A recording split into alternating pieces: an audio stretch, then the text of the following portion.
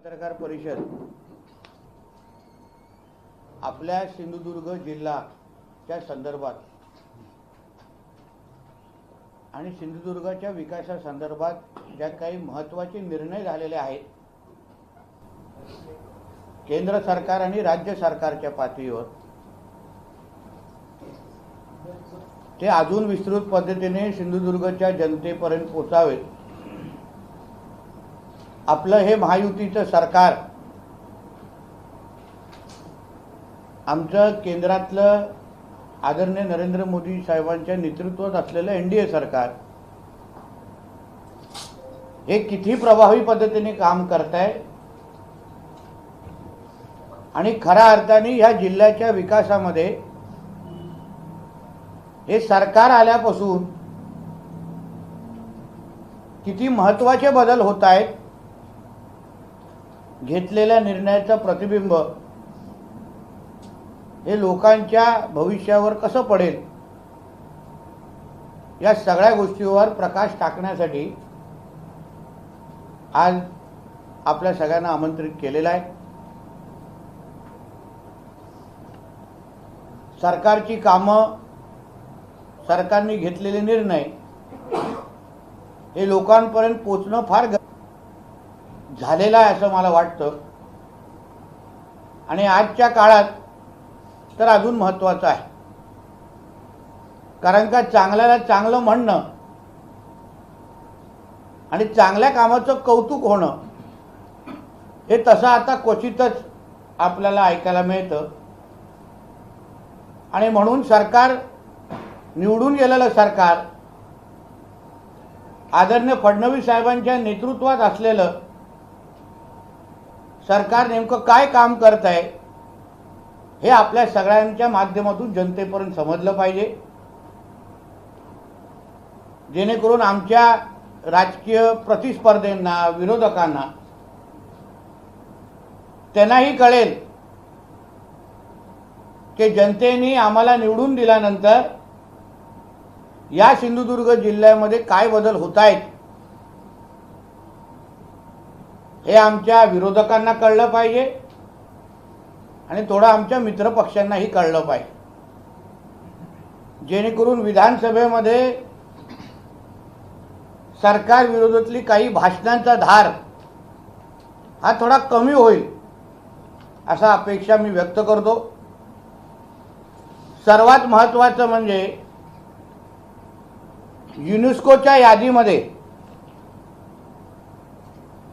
आपल्या सिंधुदुर्ग जिल्ह्याचे मधले छत्रपती शिवरायांचे 2 किल्ल्यांचा उल्लेख आलेला आहे। छत्रपती शिवरायांनी जे हिंदवी स्वराज्याची स्थापना केली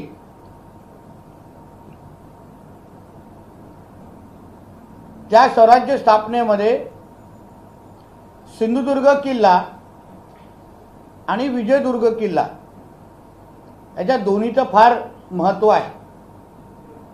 या दोन्ही किल्ल्याचा उल्लेख आता युनेस्कोच्या यादीमध्ये आलेला आहे। हे प्रत्येक शिवप्रेमीसाठी आणि माझ्या प्रत्येक सिंधुदुर्ग वासियासाठी हा एक अभिमानाचा क्षण आहे। कालपासून प्रत्येक जण जल्लोष करतोय आणि ह्यासाठी मी देशाचे पंतप्रधान आदरणीय मोदी साहेबांचं मनापासून आभार मानेन की खरा शिवभक्त कसा असतो, शिवरायांच्या विचारांवर चालणारा मावळा, याचं उत्तम उदाहरण म्हणजे आमचे आदरणीय मोदी साहेब आहेत। कारण का ह्या युनेस्कोच्या यादीमध्ये आपल्या महाराजांच्या किल्ल्याला मान मिळणं हेच आमच्या मोदीजींची आंतरराष्ट्रीय पातळीवर असलेली ताकदीचं खरं उदाहरण आहे। त्याचबरोबर राज्याचे मुख्यमंत्री आमचे आदरणीय देवेंद्र फडणवीसजी आणि या खात्याचे, सांस्कृतिक खात्याचे मंत्री आमचे आदरणीय आशिष शेलार साहेब यांनी ज्या पद्धतीने हा पाठपुरावा केला आणि आपल्या राज्यामधले शिवरायांचे किल्ले आज युनेस्कोमध्ये आणण्यासाठी जी जी ताकद लावली, जे जे कागदपत्र पुरवले, त्याचमुळे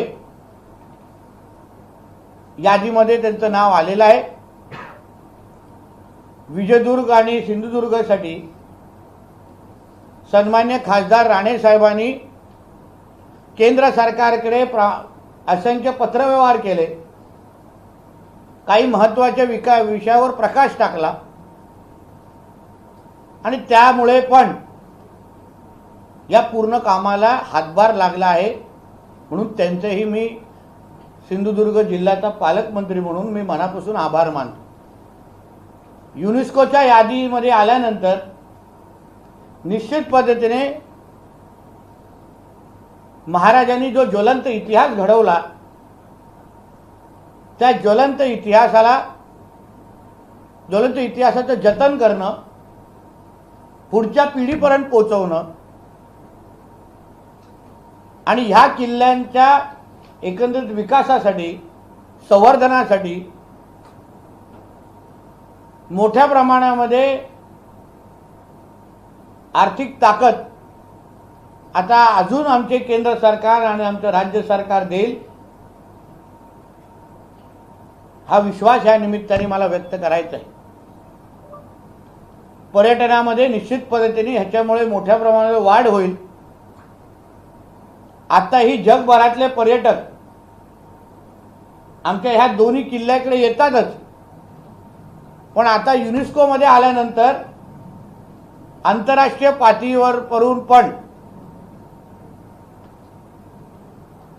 आमच्या शिवरायांचे हे दोन्ही किल्ले जे आदर्श आहेत त्यांना पाहण्यासाठी पर्यटक मोठ्या प्रमाणामध्ये गर्दी करतीलच, असा विश्वास मी या निमित्ताने व्यक्त करतो.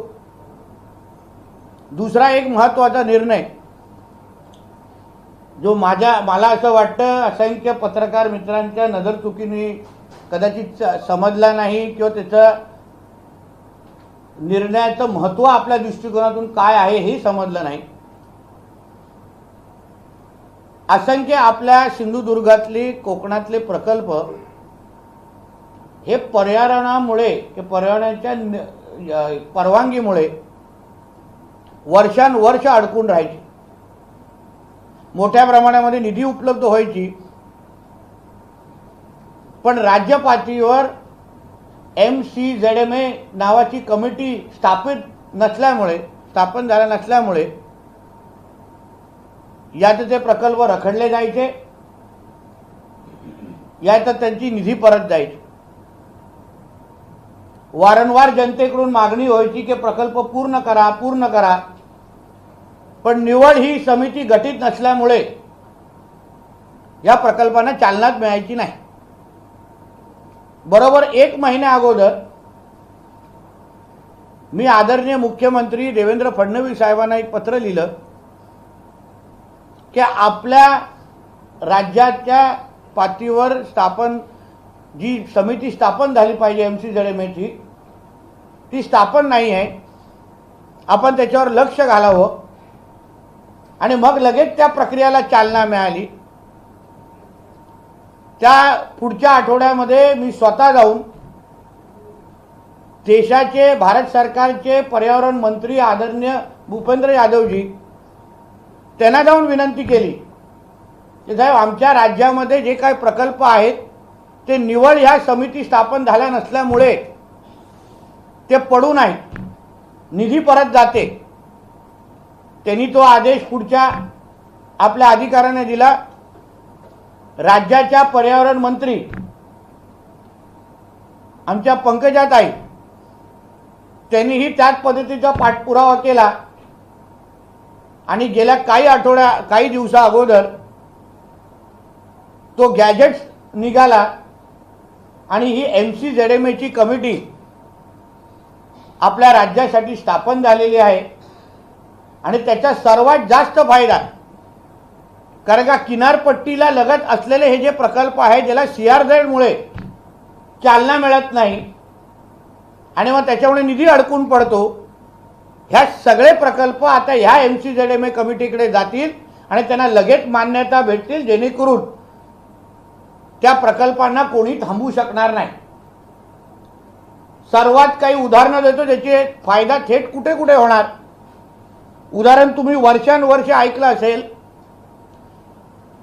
की आमच्या माजी मंत्री दीपक केसरकरजींच्या प्रयत्नामुळे वेंगुर्ला शिरोडामध्ये ताज प्रकल्प येणार होता. आंदोलनं झाली, काही वेळ भूमिपूजनही झाली, पण प्रकल्प पुढे जायचा नाही. फक्त ह्या MCZMA कमिटी नसल्यामुळे त्या परवानग्या मिळवण्यामध्ये आपल्याला अडथळे यायचे. आता MCZMA कमिटी स्थापन झाल्यानंतर लगेच ह्या प्रकल्पाला स्थापना मिळेल आणि आपल्या जिल्ह्यातला पहिला 5 स्टारचा रस्ता ह्या निमित्ताने मोकळा झालेला आहे, हे ह्या निमित्ताने आपल्याला सांगेन. त्याचबरोबर काही असंख्य विभागाचे जे काही प्रकल्प किंवा निधी फक्त ह्या MCZMA कमिटीमुळे जे पुढे गेले नाही ते मुद्दामून वाचून दाखवतो. कोकण आपत्ती समीकरण पतन विभागाची 18 कामं आहेत, 122 कोटी. अर्थसंकल्पीय 42 कामं आहेत, 100 कोटी. आता सार्वजनिक बांधकामच्या जवळपास 50 कोटीची कामं प्रलंबित होती. सिंधुदुर्ग जिल्हा परिषद सिंधुदुर्गचे जवळपास 50 लक्ष कामं 2022-23 पासून प्रलंबित होते. मालवण नगर परिषदेपासून वेंगुर्ला नगर परिषदमध्ये असंख्य ही कामं फक्त MCZMA कमिटी नाही म्हणून ते प्रलंबित होते. पर्यटन विभाग ज्याच्या अंतर्गत समुद्रकिनारी उभ्या कराव्या लागणाऱ्या शासकीय सोयीसुविधा अधिक सुविधा फक्त हे कमिटी नसल्यामुळे ते देऊ शकलो नाही. MTDCच्या जमिनी CRZ 200 मीटरच्या मध्ये येतात, तिथे तात्पुरता सरोवेटेड टेंट हाऊस, कोकणी हाऊस निर्माण होतील लगेच या MCZMAच्या कमिटीमुळे. CRZ लाईन 200 मिलीमीटर वरून 500 डेव्हलपमेंट झोन अधिक फायदेशीर होणार. PPP तत्वावर CRZ क्षेत्रात मोठ्या प्रमाणामध्ये विविध पर्यटन प्रकल्प आता आपण उभे करू शकतो. उंच डोंगर असेल, त्यावर सपाट जमीन असेल, खाली समुद्र असल्यास CRZ लाईन कशी मोजली जाणार ह्याबाबत आता स्पष्टता येईल. उदाहरण मी तुम्हाला काही जे देवगडचे आमचे मित्र आहेत, गजबा देवीच्या इथे आमचे जे मंदिर आहे मिठबावला, तिथे आमचे रवी पाठकजींच्या माध्यमातून काही कोट्यावधी निधी आणले गेले, जवळपास 24 कोटी 94 लाख. आमचे एकनाथ शिंदे साहेब जेव्हा मुख्यमंत्री होते तेव्हा त्याच्या इकडे पुलाचे बांधकाम आणि संरक्षण भिंत याच्यासाठी 24 कोटी आणून ठेवलेले. 24 कोटी काम पुढेच जात नव्हतं, कारण का समिती गठीत नव्हती, समितीच्या समोर प्रश्नच यायचा नाही. आता अशासारखी असंख्य कामं लगेच त्याला चालना भेटेल आणि ही कामं आता लगेच त्या दृष्टिकोनातून पूर्ण होतील आणि भविष्यामध्ये अशी कुठलीही यादी आपल्याला वाचायला लागणार नाही. एवढी क्षमता त्या MCZMA कमिटीमध्ये होती, ज्याला आपण चालना दिलेली आहे. तो एक आपल्या सिंधुदुर्गासाठी दुसरा एक महत्त्वाचा झालेला निर्णय, ज्याच्यामुळे विकासाला निश्चित पद्धतीने चालना भेटेल. तिसरी बाब म्हणजे वाढवण बंदर जे आपल्या पालघरमध्ये येत आहे. जगामध्ये जे पहिले 10 क्रमांकाचे बंदर आहेत त्याच्यातले पहिल्या 5 क्रमांकाचं बंदर म्हणून वाढवण बंदरची ओळख येणाऱ्या कालावधीमध्ये येणार आहे. म्हणजे एवढी मोठी खोली असलेला कुठलाही भाग, कुठलाही बंदर आज तरी आपल्या देशभरामध्ये नाही आहे. हे बंदर तयार झाल्यानंतर तर हे बंदर बनत असताना आपल्या प्रत्येकाला वाटत असेल की ह्या बंदराचा कोकणाला काय फायदा, किंवा ह्या बंदरामध्ये जे काही नोकऱ्या उपलब्ध होणार आहेत त्या नोकऱ्याचा थेट फायदा सिंधुदुर्गाच्या तरुण तरुणीला होणार आहे का, हा प्रत्येकाच्या मनात प्रश्न आहे. तुम्ही प्रत्येक बोलत असाल अरे तो बंदर येत आहे ते पालघरमध्ये येतं, आम्हाला काय फायदा. ह्याच दृष्टिकोनातून गेल्या आठवड्यामध्ये मंत्रालयामध्ये आपल्याला आठवत असेल, मी एप्रिलच्या पहिल्या आठवड्यामध्ये नेदरलँड ह्या देशामध्ये गेलो होतो आणि तिथे अटल सोल्युशन्स या कंपनीबरोबर आमची चर्चा झाली आणि त्याच अटल सोल्युशननी महाराष्ट्र सरकारच्या कौशल्य विकास मंत्रालय आणि आमचं बंदर मंत्रालयाबरोबर गेल्या आठवड्यात सामंजस्य करार केला आणि वाढवण बंदरामध्ये उपलब्ध असणाऱ्या तयार होणाऱ्या जेवढ्या नोकऱ्या आहेत, पहिल्या टप्प्यामध्ये किमान 5 ते 7 हजार नोकऱ्या तयार होणार, तर त्या जेवढ्या नोकऱ्या आहेत त्या सगळ्या नोकऱ्यांचा जो मार्गदर्शन आहे किंवा ट्रेनिंग आहे ते आपल्या ITIच्या माध्यमातून मुलांना देण्यात येणार आहे. आणि त्या 5 जिल्हे जे शॉर्टलिस्ट झालेले आहेत, मुंबई आहे, पुणे आहे, बारामती आहे, नाशिक आहे आणि तुमचा सिंधुदुर्ग जिल्हा आहे. म्हणजे जे काही नोकऱ्या वाढवण बंदरमध्ये तयार होतील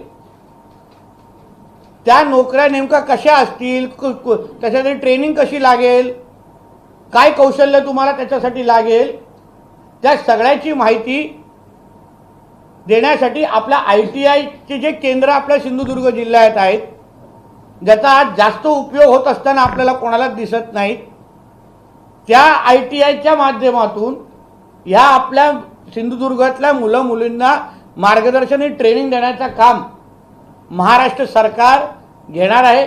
त्याच्यासाठी 120 कोटी फक्त ह्या पूर्ण ट्रेनिंगसाठी अर्थ खात्याने बाजूला ठेवलेले आहेत. याचा अर्थ एवढाच होतो की वाढवण बंदरामध्ये आपल्या सिंधुदुर्गातल्या असंख्य तरुण तरुणीला नोकरी मिळण्याची दालनं त्या निमित्ताने उघडतील आणि पहिल्या 5 क्रमांकामध्ये आपला सिंधुदुर्ग जिल्हा असल्यामुळे सर्वात जास्त प्राधान्यक्रम ह्या पहिल्या 5 जिल्ह्याच्या तरुण तरुणीला भेटेल, कारण त्यांची ट्रेनिंग लवकर सुरू होणार आहे.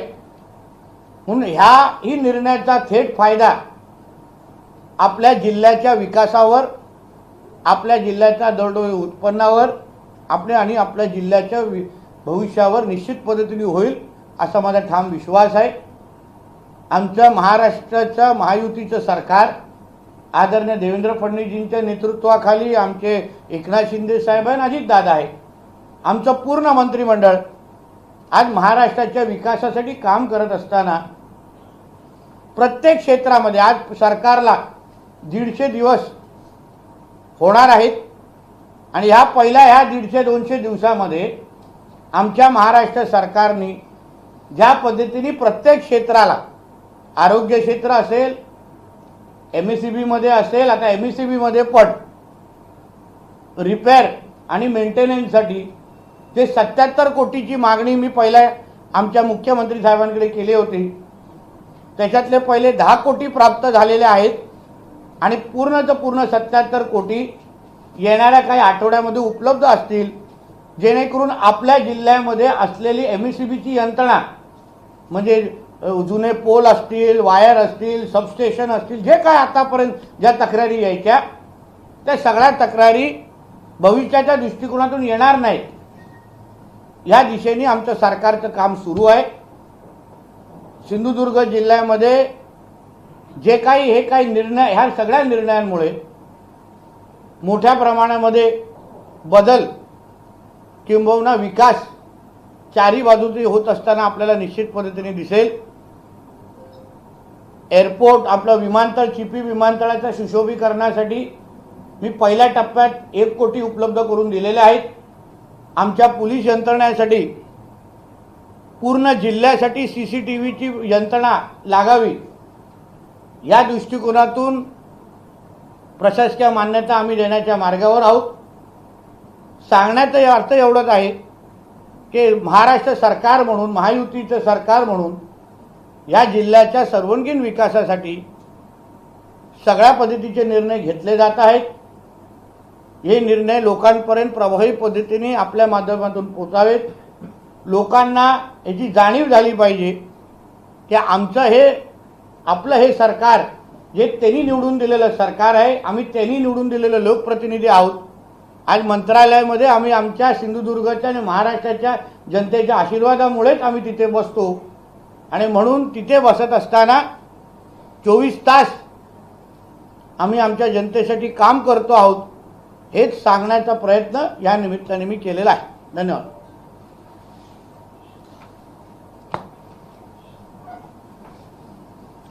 बोला, या संबंधित काय प्रश्न असेल तर विचारा।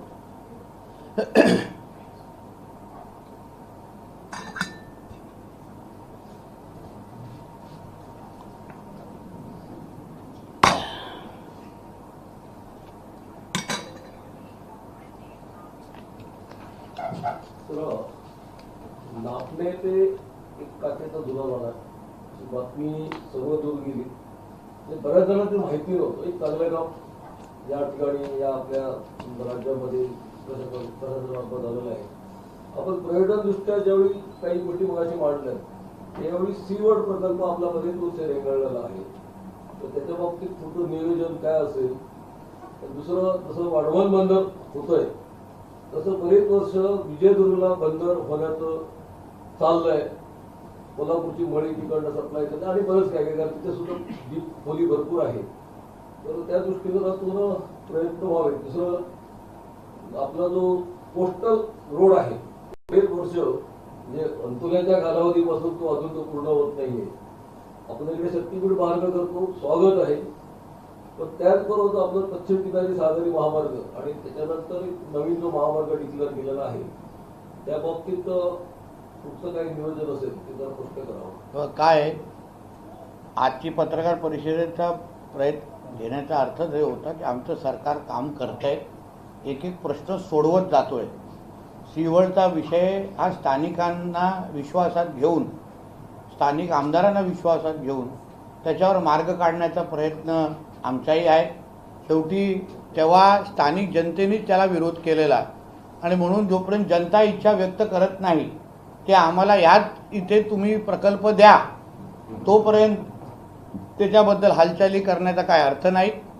पण हेही खरं आहे की जिल्ह्यातल्या अन्य भागांची करून पण मोठ्या प्रमाणामध्ये मागणी आहे की अगर मालवणला तो हवा नसेल तर आमच्या तालुक्यामध्ये घेऊन या, पण जोपर्यंत मालवणच्या त्या स्थानिक जनतेला तो प्रकल्प खरंच नको असेल, कारण का आता लोकप्रतिनिधी बदललेले आहेत, खासदारही बदललेले आहेत आणि म्हणून आता जनतेचं मत घेतलं जाईल आणि त्याबद्दल विचार केला जाईल। एक दुसरा तुमचा जो विजयदुर्ग आणि बंदर विकासाच्या संदर्भातचा विषय आहे, मी स्वतः त्या खात्याचा मंत्री आहे। विजयदुर्गची जी पूर्ण जे प्रकरण आहे आज NCLT मध्ये असलं तरी संबंधित सगळ्या अधिकाऱ्यांचे माझं बोलणं झालेलं आहे। मी तुम्हाला एक विश्वास देतो की विजयदुर्ग आणि रेडी पोर्ट आणि रेडी बंदर हे दोन्ही बंदर एकाला चालू केलं जाईल आणि रेडी बंदरची क्षमता वाढवली जाईल। कारण का आज रेडी बंदर हे फक्त 40% कॅपॅसिटीवर जवळपास सुरू आहे, त्याला 100% करण्याचा आमच्या दृष्टिकोनातून आम्ही काम करतोय। आणि विजयदुर्गमध्ये काही 2-3 लोकांशी माझं बोलणं सुरू आहे, काही 60 ते 70% माझं बोलणं झालेलं आहे। जेव्हा 100% होईल तेव्हा विजयदुर्गमध्ये ह्याच 5 वर्षामध्ये मी तुम्हाला विश्वास देतो, विजयदुर्गमध्ये तुम्हाला बंदर तिथे तुम्हाला उभं राहिलेलं दिसेल। त्याचबरोबर विजयदुर्ग भागामध्ये जी M2M नावाची जी फेरी जी आम्ही माझगाववरून जे सोडणार आहे, जी पहिली रत्नागिरीला थांबणार आहे, दुसरी विजयदुर्गला थांबणार आहे सिंधुदुर्गामध्ये, त्याच्यासाठी पण स्टेशन बांधण्याचं काम, म्हणजे जिथे पॅसेंजर उतरतील, गाड्या तिथे निघतील, त्याचंही बांधण्याचं काम आता काही दिवसामध्ये सुरू होईल। म्हणजे एकंदरीत सिंधुदुर्गातले हे जे काही महत्त्वाचे 2 बंदर विकासाच्या दृष्टिकोनातून जे काही लोकांची अपेक्षा आहेत, तर दोन्हीवर माझं फार बारकाईने लक्ष आहे। अभिनय तो कवी नाही, म्हणजे पहिलं हे खातं राणेसाहेबांकडे होतं, त्यांनी ती चालना दिली आणि आता पुरं करण्याचं काम माझं आहे आणि म्हणून माझी ती नैतिक जबाबदारी आहे की हे दोन्ही प्रकल्प मी माझ्या कार्यकारिणीमध्ये पुरं करीन। दुसरं म्हणजे हे जो काय रस्त्यासंदर्भात तुम्ही बोललात, आता कोस्टल रोडच्या कुठे अडकलं तर मला माहिती आहे शक्तीपीठचा विषय आहे, अन्य पण रस्त्यांसंदर्भात कुठे काही सरकार पातळीवर अडचण असेल ती दूर केली जाईल। कारण का बघा, आता प्रत्येक विषयाचे मार्ग काढत आम्ही चाललेलो आहे। हे मी जे तुम्हाला अगोदर काय सांगितलं की बाबा जे विषय अडकले होते ते आता आपण गुंतागुंतीचे होते ते आपण सोडवत चाललेलो आहे, मार्ग काढतोय जेणेकरून विकासाची दालनं उघडे होतील।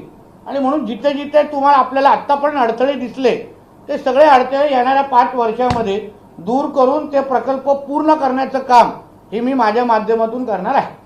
तुम्ही म्हटलं CRZ चा मुद्दा आहे ना, मुद्दा सुटलाय. सुटला म्हणजे विधानसभा अध्यक्ष राहुल नार्वेकर यांनी एकदा सांगितलं अशी घोषणा केली की CRZ कोकणात होतं शिथिल करण्यासाठी आपण प्रयत्न करू. तुम्ही आता या खात्याचे मंत्री आहात, असं काय पॉझिटिव्ह नाही लक्षात घ्या, मी त्या CRZ हे पहिलं तर पर्यावरण खात्याच्या अंतर्गत येतं मित्रा, माझ्या बंदर खात्यापुढे नाही आहे. एक दुसरा विषय असा आहे, CRZ रद्द करायची की नाही हा सगळा अधिकार केंद्र सरकारचा आहे. केंद्राने तो कायदा कोस्टल रेग्युलेशन झोन केलेला आहे. केंद्र त्याच्याबद्दल शिथिलता आणू शकतो. या बाबतीमध्ये आपले पंतप्रधान मोदीजी अतिशय सकारात्मक आहेत, पण तोपर्यंत आपले प्रकल्प अडकता कामा नये. त्यांची पण चिंता आमच्या राहुल नार्वेकरजींची का असेल, कारण का प्रकल्प अडकून जायचे. आम्ही निधी आणायचो, राहुल नार्वेकर आणायचे, नितेश राणे आणायचे, राणेसाहेब आणायचे, केसरकर आणायचे, पण प्रकल्प रखडून जायचे कारण का CRZ परवानगीच मिळायची नाही. आणि आम्ही जेव्हा जायचो आम्हाला उत्तर काय माहिती, अरे इथे तर तुमची समितीच गटत नाही. म्हणून पहिला टप्पा मी पहिल्या 6 महिन्यामध्ये टाकलेला आहे. आता पुढे मार्ग मोकळा होईल. दुसरं एक शक्तीपीठ आमच्या नळगावला जोडणार असं का दीपक केसरकरांनी जाहीर केलं, म्हणजे तो फायनल झाला पाहिजे. नवीन अलाइनमेंट झाली ती मळगावला जोडणार का? मी आणि अगर केसरकर साहेब, मी पालकमंत्री आहे, केसरकर साहेब तिकडचे स्थानिक आमदार आहेत, आम्ही दोघंही अगर म्हणत असू तर त्याला खरं समजून तुम्ही बातमी छापू शकता. कारण आम्ही दोघेही जबाबदार आहोत. आम्हाला इथे येऊन खोटं बोलणं हे आम्हाला शक्य नाही. आम्हाला जे MSRDC माध्यमातून जी काय माहिती मिळालेली आहे, जे काय आमची चर्चा झालेली आहे, आणि म्हणून पालकमंत्री आणि स्थानिक आमदार म्हणून जी काय भूमिका आम्ही तिथे घेतली आहे त्याला आमचे फडणवीस साहेब आणि आमचे दोन्ही उपमुख्यमंत्र्यांनी स्वागतच करतील. म्हणून खरी समजून तुम्ही ब्रेकिंग न्यूज चालवा. महावितरणकडून भूमिगत वीज वाहिन्या केल्या जातात, 55% काम पूर्ण झालं जिल्ह्याचं, डिसेंबर पर्यंत 100% काम पूर्ण होईल असं म्हटलं आहे. हो, त्या दिवशी मी जेव्हा आढावा बैठक घेतली DPDC मध्ये तेव्हा त्यांनी आम्हाला तेच सांगितलं की डिसेंबरपर्यंत आम्ही पूर्ण हे काम 100% करू, जेणेकरून आपल्याला हे जे काही विजेमुळे होणारा त्रास. बघा, परत एकदा तुम्हाला सांगतो, हे खातं आमच्या आदरणीय फडणवीस साहेबांकडे आहे. फडणवीस साहेब राज्याचे मुख्यमंत्री पण आहेत, आणि म्हणून जेव्हा जेव्हा त्यांना एका राज्याचा मुख्यमंत्री असताना ते अन्य सगळ्या खात्यांना न्याय देत असताना त्यांच्याकडे असलेल्या खात्यांना न्याय देणार नाही का? आणि त्यांच्या आमच्या सिंधुदुर्गावर विशेष प्रेम आहेत ना. कारण का जेव्हा मी लगेच त्यांना त्यावेळी विजेच्या प्रश्नासंदर्भात साधा एक फक्त SMS केला की साहेब असं अडचण आहे, याबद्दल मेंटेनन्स रिपेअरबद्दल तुम्ही विचार करावा. त्यांनी काही विचार न करता सगळ्या अधिकाऱ्यांच्या मला 2 तासात माझं बोलणं झालं. मला प्रस्ताव मागायला सांगितला, आणि आता 77 कोटीचा प्रस्ताव तो मान्यताकडे आलेला आहे, आणि कामं पण सुरू होतील. बघा, हा पण परत तोच विषय, ही कामं 30-40 वर्षापासून प्रलंबित आहे. त्याच्यामुळे कधी आपली वीज जाते, कधी सबस्टेशन जळतो, कधी वायर हे होतं, कधी पोल पडतात. आत्ता ह्या सरकारच्या काळात ती कामं आपण मेंटेनन्सची कामं पहिल्यांदा करायला घेतलेली आहेत.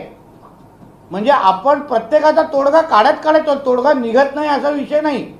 आणि म्हणूनच मला विश्वास आहे, जसं अन्य प्रश्न सुटले जातील कायमस्वरूपी, तसं विजेच्या प्रश्नासंदर्भात पण माझ्या सिंधुदुर्ग जनतेला आंदोलनाची भाषा करायला लागणार नाही, एवढा मला विश्वास.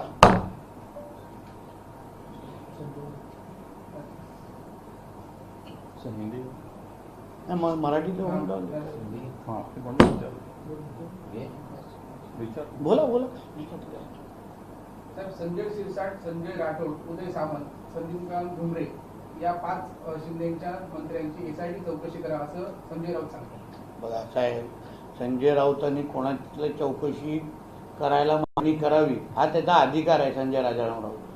पण जो स्वतःच भ्रष्टाचाराने बरबटलेला आहे, त्याचं स्वतःच्या कुटुंबियाचं आणि स्वतःचं नाव खिचडी चोरीमध्ये अगर पुढे येत असेल, पत्रा चालमध्ये अगर तो 100 दिवस जेलमध्ये गेलेला असेल, त्याला दुसऱ्याची चौकशी मागण्याचा नैतिक अधिकार आहे का? ह्याचा फक्त आपण विचार करायला पाहिजे. चोरच बोलतोय की दुसरे चोर आहे असं कधी होतं का? स्वतः 420 आहे, स्वतःच्यावर चौकशा सुरू आहेत खिचडीचे आणि पत्रा चालचे, आणि तो बोलतोय की SITची मागणी करा. अरे काहीतरी राहिलं पाहिजे. संजय राऊत असं म्हणतात, मुंबई मराठी माणसाची, गुजरात्यांची धनिक सेठ मुंबईला बटीक बनवू इच्छिता, दिल्लीच्या वाटेवरच पायपुसणं केलंय सत्ताधाऱ्यांनी. याचा अर्थ मुंबई तुमची बटीक आहे, हे सगळे दिल्लीचे बडवे आणि रडगे आहेत मराठी माणसांना. बघा असं आहे की संजय राजाराम राऊतनी हे वक्तव्य जरा आपल्या मालकाला जाऊन सांगावं. कारण त्याचाच मालक अंबानीच्या लग्नामध्ये नाचताना आम्हाला दिसलेला आहे. म्हणून गुजराती माणसांवर किती प्रेम आहे हे आपल्या उद्धव ठाकरे आणि कुटुंबाला विचारलं ना तर दिवाळीचं बोनस निश्चित पद्धतीने संजय राजाराम राऊतना मिळणार नाही. ते चालू असलेला पगार पण बंद होईल. म्हणून थोडं जरा लायकीप्रमाणे संजय राजाराम राऊतने आपलं थोबाड उघडावं, नाहीतर दिलेला चेक पण सॅलरीचा बाउन्स होऊन जाईल. संजय राऊत आणि असं पण म्हणतात ज्या पद्धतीने मद्यपानानं परवानगी वाटप झालं आहे त्यांना मद्यपानाचा देश करायचा आहे का महाराष्ट्रात? हो, कारण का वाईनची कंपनीची स्थापना संजय राजाराम राऊतच्या मुलीचीच आहे. आणि हा झिंगाट कुठे असतो याची थोडी जरा माहिती मी बाहेर दिली ना तर मग ह्या महाराष्ट्राला चेहरा दाखवू नाही शकणार. म्हणून अवकाशात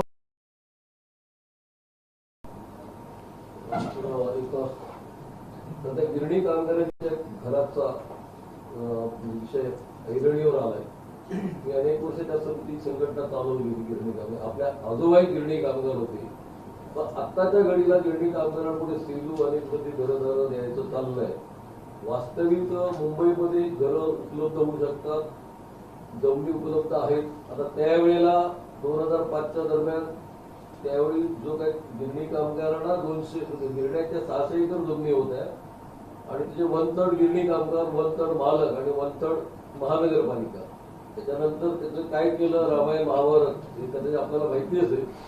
पण महाराष्ट्र मुंबईमध्ये जर 12% वाढवायचं असेल तर गिरणी कामगारांना मुंबईतच घरं मिळावी यासाठी आपण काय प्रयत्न करतो? आपलं सरकार म्हणून मी पेक्षा आमचं राज्य सरकार अतिशय गिरणी कामगारांसंदर्भात सकारात्मक आहे आणि गिरणी कामगारांना आपल्या हक्काची सुसज्ज अशी घर मिळावीत या दृष्टिकोनातून आमचं सरकार काम करत आहे.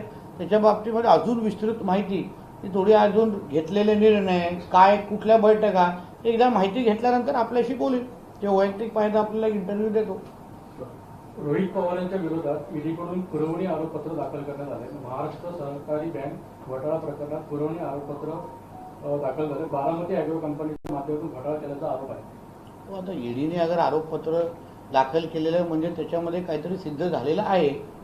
आरोपपत्राचा तोच अर्थ असतो आणि म्हणून आरोपपत्र एकदा दाखल झाल्यानंतर आता संबंधितांनी ईडीला उत्तर द्यावं. राजकीय म्हणजे थैथयाट करणं सोपं असतं, दुसऱ्यांवर आरोप करणं सोपं असतं. मगर ते म्हणणं ना काच के घर में रहने वाले लोगों ने दूसरे पे पत्थर नहीं मारना चाहिए. आता रोहित पवारला कळेल. मंत्री दत्तात्रय भरणे असं म्हणतात लाडक्या बहिणीमुळे विकास निधी येण्यास विलंब होतो. ठीक आहे, आता ते मंत्री आहेत त्यांना कदाचित जास्त माहिती असू शकते. पण माझ्या खात्याअंतर्गत तर मी सांगू शकतो की मी कुठल्याही पद्धतीची अडचण मला तरी माझ्या नजरेसमोर दिसत नाही. आणि जे जे प्रकल्प माझ्या खात्याअंतर्गत आज मी हाती घेतलेले आहेत त्या प्रत्येक प्रकल्पाला न्याय देण्यासाठी मी समर्थ आहे. कुठल्याही पद्धतीने बंदर खातं आणि मत्स्य खात्यातला कुठलाही प्रकल्प निधी अभावी बंद पडणार नाही ह्याची काळजी सरकार म्हणजे खात्याचा मंत्री म्हणून मी निश्चित पद्धतीने घेईन.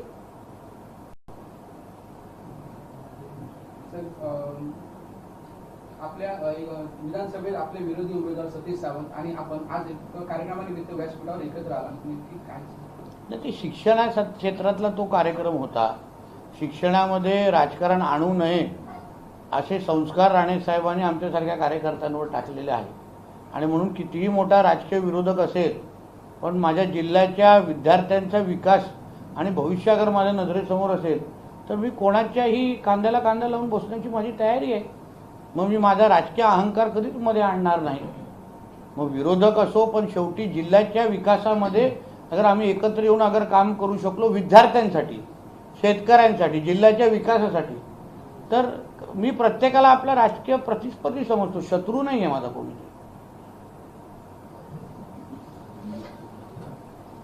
ठाकरे गटाचे अनेक जिल्ह्यातले नेते भाजपमध्ये येण्यास उत्सुक आहेत. सतीश सावंतनी जर तसा प्रयत्न केला तर आपण त्यांचं स्वागत करणार. बोला प्रस्ताव तरी येऊन दे, प्रस्ताव येऊन दे. प्रस्ताव आल्यानंतर टोलचे ते गेट उघडायचं का नाही हे सगळ्याची चर्चा करून आपण निर्णय घेऊ. पण भारतीय जनता पक्षामध्ये येण्यासाठी असंख्य लोक उत्सुक आहेत. कारण का शेवटी भारतीय जनता पक्ष ज्या पद्धतीने आज देश आणि राज्यासाठी आमचे नेते काम करत आहेत त्याच्यामुळे प्रत्येकाला भविष्य ह्याच पक्षामध्ये दिसत आहे. आज राणेसाहेब खासदारही भारतीय जनता पक्षाचे आहेत. प्रत्येकाला वाटतं की बाबा माझं भविष्य बनवायचं असेल तर शाश्वती फक्त भारतीय जनता पक्षामध्ये दिसेल. आणि त्याच्यामुळे अशी रांग फार मोठी आहे. टप्प्याटप्प्याने नावं जाहीर करू. जयंत पाटलांनी शरद पवारांच्या राष्ट्रवादीचं प्रदेशाचं पद सोडलं. हो, आता त्यांना विचारलं पाहिजे का सोडलं नाही सोडलं, कोणाचा त्रास होता कोणाचा नाही त्रास होता, आपण त्यांना विचारू. मी सांगतो पातळीचा विचार नाही तुम्ही जरा सांगा मला. तर राजकोट किल्ल्यावरती सध्या काम चालू आहे दुरुस्तीचं. पर्यटक मोठ्या संख्येने तिथे दाखल होत आहेत. कधीपर्यंत हे काम पूर्ण होईल आणि पर्यटकांसाठी हा किल्ला खुला होईल? चांगला प्रश्न विचारलात. एक पहिलं मूळ मुद्दा तुम्ही समजून घ्या. जेव्हा तो राजकोटचा पुतळा तयार झाला तेव्हा मूर्तिकार अनिल सुतारजी त्यांच्या हत्यारे असलेले काही कामं प्रलंबित होते. आपण पुतळ्याचा आपण येऊन पूजन करून घेतलं आदरणीय मुख्यमंत्र्यांच्या हातातून. पण तरीही अनिल सुतारांच्या माध्यमातून जे कामं पूर्ण करायची होती ते प्रलंबितच होती. आणि मग त्याच्यामध्ये ती काही टाईल तुटण्याची एक घटना तिथे झाली. मग मी स्वतः त्यांच्याशी बोललो की तुम्ही, आणि त्याच्यामध्ये PWDचा काहीच संबंध नव्हता आमच्या राज्य सरकारचा. अनिल सुताराजींनी आजूबाजूचा जो काही भागाची जबाबदारी म्हणजे पुतळ्यासकट जो काही आजूबाजूची जी जागा आहे सुशोभीकरणचा म्हणत नाही आजूबाजू त्याची सगळ्याचं सगळं मेंटेनन्स असो किंवा त्याला बांधण्याचं काम हे अनिल सुतारांच्या अंडरकत होतं. त्यांनी ते काम हातात घेतलेलं आहे. माझं तुम्हाला एवढंच म्हणणं, जे करू एकदाच करू. परत परत तुम्हाला अशा कुठल्या बातम्या मिळता कामा नये एवढी काळजी आम्ही घेणार आहे. कारण का ते आपल्या वैयक्तिक बघा तुम्ही पण तुमची जबाबदारी पूर्ण करताय पण आपल्या जिल्ह्याच्या प्रतिमेसाठी ती चांगली गोष्ट नाही आहे. म्हणून मी प्रशासनाला विनंती केली, मी मंत्र्यांना विनंती केली, स्वतः कॅबिनेटमध्ये हा विषय घेतला की जे करायचं आपण साहेब एकदाच करू. जे काय तुम्हाला डागडुजीकरण करायची आहे, जे काय मजबूतीकरण करायचं आहे आपण एकदाच करू. कारण हा वर्षानुवर्ष पिढ्यानपिढी तो पुतळा तिथे उभा राहणार आहे. हा काय फक्त 5 वर्षाचं ते संकल्पना नाही आहे. म्हणून जे करायचं ते एकदाच करायचं आणि मग कायमस्वरूपी जनतेसाठी खुलं करावं. त्या दृष्टिकोनातून आपण ते काम करतोय. सिंधुदुर्ग के विकास के बारे में क्या कहना? सिंधुदुर्ग के विकास के बारे में कई महत्वपूर्ण निर्णय हमारे केंद्र और राज्य सरकार ने लिए हैं. सबसे महत्वपूर्ण निर्णय जो लिया है वो यूनेस्को के लिस्ट में जो हमारा सिंधुदुर्ग और विजयदुर्ग किले का नाम जो आया है उसके लिए मैं आदरणीय पंतप्रधान हमारे मोदी जी का तहे दिल से मैं उनको धन्यवाद कहूँगा. उसके साथ हमारे राज्य के मुख्यमंत्री हमारे देवेंद्र फडणवीस जी और हमारे कल्चरल डिपार्टमेंट के मंत्री आशीष शेलार जी उनका भी मैं आभार मानूंगा, धन्यवाद करूंगा कि उनके सभी के प्रयासों के वजह से ही आज हमारे छत्रपति शिवाजी महाराज के ये 2 ही किले जिसको इतिहास में उनका बहुत बड़ा नाम है, आज यूनेस्को के लिस्ट में उनका नाम आने के वजह से जरूर उनका इंटरनेशनल स्टेज पे उनका महत्व और ज़्यादा बढ़ेगा. आने वाले टूरिस्टों की संख्या बढ़ेगी और उनको मेंटेनेंस रखने के लिए जो राज्य और केंद्र सरकार की जो हमको मदद चाहिए वो बड़े पैमाने पे अभी मेरे मिलने का रास्ता खुल गया है. विश्व धरोहर सूची में सूचीबद्ध हुआ है. क्या विश्व धरोहर सूची में सिंधुदुर्ग और विजयदुर्ग सूचीबद्ध हुए.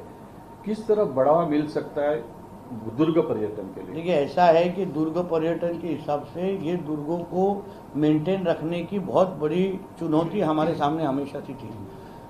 हमारा समुद्र के बाजू में ये दोनों किले होने के वजह से, दुर्ग होने के वजह से बहुत बड़े पैमाने पे उधर नुकसान बहुत बड़े पैमाने पे होता था.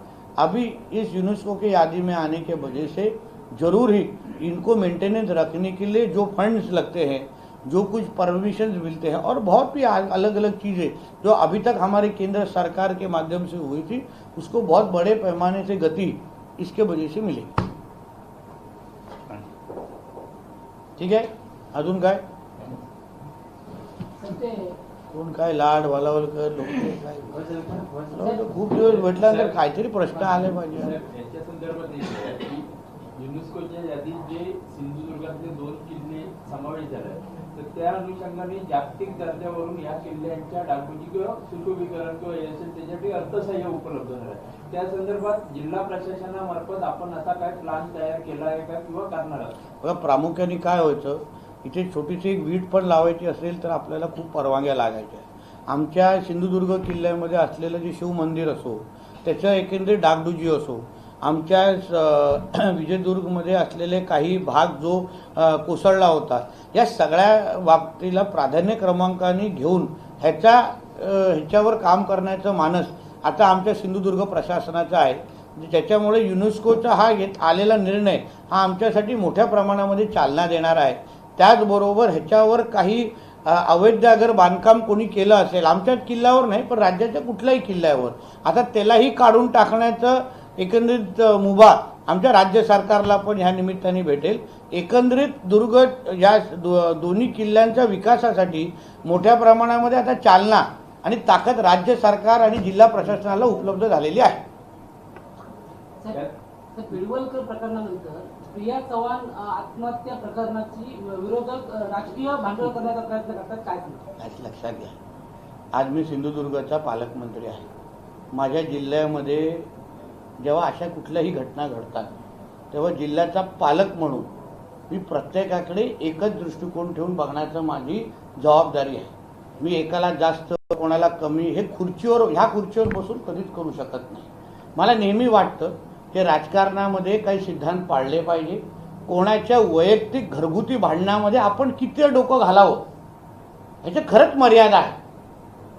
राजकीय कार्यकर्ते आपल्या सगळ्या जणांना आहेत, पण ते स्वतःच्या वैयक्तिक आयुष्यामध्ये ते काय करतात हे आपण जास्त त्याच्यावर डोकवू शकत नाही. पण जिल्हा प्रशासन म्हणून, जिल्हा पोलीस म्हणून आम्ही स्पष्ट आदेश दिलेले आहेत की जे आत्महत्याची प्रकरणं आमच्या जिल्ह्यामध्ये होतील त्यांना पारदर्शक पद्धतीने कोणाचाही दबाव न जुमानता त्याला त्या पद्धतीने संबंधितांना न्याय मिळाला पाहिजे, संबंधितांना शिक्षा मिळाली पाहिजे. सिंधुदुर्गाचा पालकमंत्री म्हणून मला माझ्या जिल्ह्यामध्ये अशी प्रकरणं होत नाही. माझी जनता सुखसमृद्धीने राहावी, माझी जनता शांत पद्धतीने राहावी हाच माझा प्रयत्न असणार. आणि म्हणून जिल्ह्याचा पालकमंत्री म्हणून, मी कुठल्या एका पक्षाचा पालकमंत्री नाही आहे, जिल्ह्याचा पालकमंत्री आहे. आणि म्हणून मी पोलीस प्रशासनाला नेहमी सांगतो, कुठल्याही अशा पद्धतीची प्रकरणं झाली तर कुठलेही राजकीय दबाव याच्यावर सहन करायचं नाही आणि प्रत्येकाला न्याय द्यायचा. आता इन्सुलीमध्ये पण काल परवा एक अशी घटना घडली आत्महत्येची, असंख्य अजून घटना घडलेल्या आहेत. तर मग एकाच घटनेकडे बघता माझं तर म्हणणं आहे, जिल्ह्याच्या पोलिसांनी सगळ्या बाबतीमध्ये सखोल चौकशी करायला पाहिजे आणि प्रत्येकाला न्याय दिला पाहिजे. सरकार जेव्हा काम करतं, जिल्हा पोलीस जेव्हा काम करतं, तेव्हा एक जनतेचा विश्वास वाढला पाहिजे की आमच्या घरामध्ये अशी घटना घडली पण जिल्हा पोलिसांनी आम्हाला न्याय दिला. ती भावना कशी तयार होईल त्यावर माझं अजून लक्ष आहे आणि त्या दृष्टिकोनातून आमचे सरकारचे पोलीस काम करत आहेत. याच्यातूनच एक प्रश्न आहे, माजी आमदार वैभव नाईक यांनी तुमच्या सोबत असलेले फोटो माध्यमांसमोर आणले आणि त्या संदर्भात त्यांनी अशा पद्धतीने रंग देण्याचा प्रयत्न केला, तुम्ही काय सांगता? असं आहे, शेवटी वैभव नाईक हे माझ्यावर हिशोब चुकता करायला प्रयत्न करतायत ते विनायक राऊतांबरोबर करतात, हा त्यांना पहिला प्रश्न विचार. कारण का हा सुप्त संघर्ष आहे आमच्या जिल्ह्याच्या उभाटामध्ये.